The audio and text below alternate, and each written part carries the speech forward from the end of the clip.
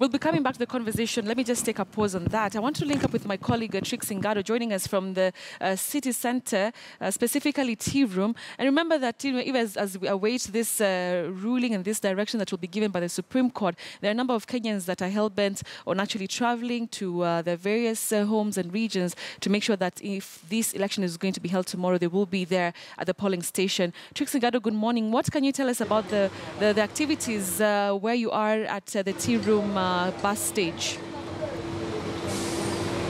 Thank you very much, Betty. Like you said, despite that uncertainty and people waiting for that ruling, people have come out and they're going home to vote, or wherever they were registered or they transferred to be to vote at. So there is a beehive of activities here. People have come out in large numbers, and there was that talk of the fares being cheap, but the spot check that we have done around here, some fares have actually doubled, which is typical of capitalist Nairobi fashion. So we are having people coming out here. They have in large numbers, burdened with their baggages, children, women, men. They've come out, and business is actually crazy. And people, earlier we had people on top of buses just trying to call out of people. And in a twist, to add a political twist to it, they had flags of various political parties. Just aside from encouraging people to board onto their buses, actually trying to convince them to go home and vote for obviously a particular party. So we are, if my cameraman could follow me and just see how many,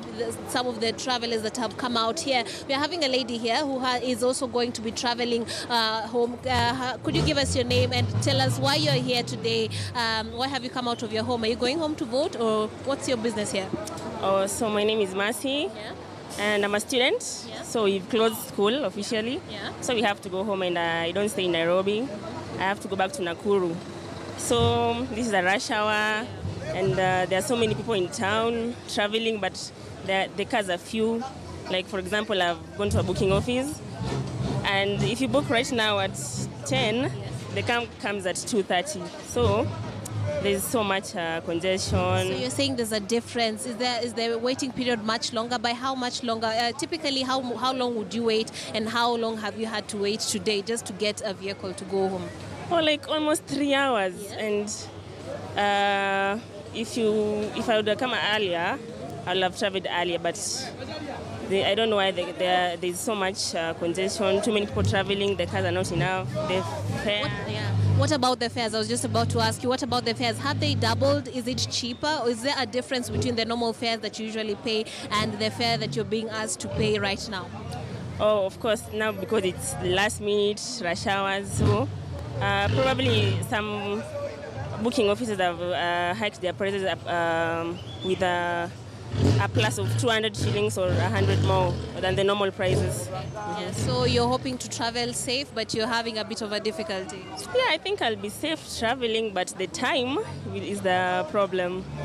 Thank you very much. So that is just one of the many travelers who are out here trying to catch a bus to go home and vote. You know, students, schools have closed, they've gone on recess, just to enable people to take part in that voting process. They have been given, at least, as she said, a week away from, classes, just to go home and take part. And this is just contributing to that congestion. You're having people going home to vote, and you're having students who don't want to spend that 1 week here. They want to go home and, take part in the voting. If you see behind me, there are various motorcyclists. Business is, I think, booming right here, because the typical people who you find here are hawkers. We have people on motorbikes. We have the usual shuttles, but you can barely get a van just to take you off home, to take you to wherever you want to be, because everyone has come out. I think they came out really early in the morning, because right now we are having masses of people just standing around waiting to see whether they can be able to get a vehicle. So if you could move with me,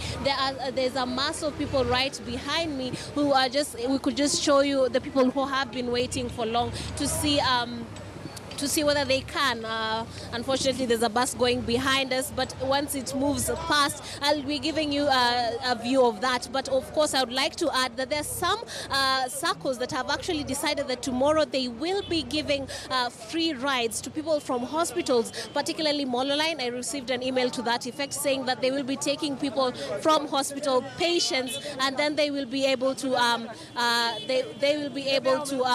to take them to the voting stations wherever they would like like to vote and then taking them back to the hospital where they had been admitted. So joining me here is another someone I'd also like to talk to. Could you introduce yourself to us? Nasema kazi iko sawa.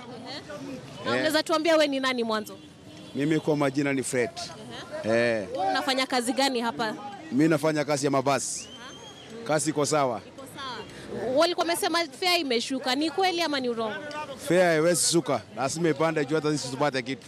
Kwa nini na watu ni wengi? Mnanyanyasa wa Kenya ama mnaonaje? Kenya lazima wanyanyaso juu ya kupiga kampeni kura nini lazima. Unasema Kenya lazima wanyanyaswe, lakini sasa unaweza niambia kuna watu wamekuja hapa wanasema wamekaa masaa mengi. Unaweza tuelezea ni kwa nini hiyo imefanyika? Kukaa masaa mingi ni ile hakuna magari zingine zimekoma kwa chama. Sasa unatarajia kwamba watu wataweza kusafiri hadi saa ngapi leo, kwa sababu naelewa walikuja hapa mapema sana? Leo watu watasafiri mpaka tuseme magari ikikuja mpaka around saa 8 watu watakuwa wameisha. Saa 8. Lakini kwenu hiyo ni kitu kizuri ama unasemaje? Ni mzuri madam, sio mbaya.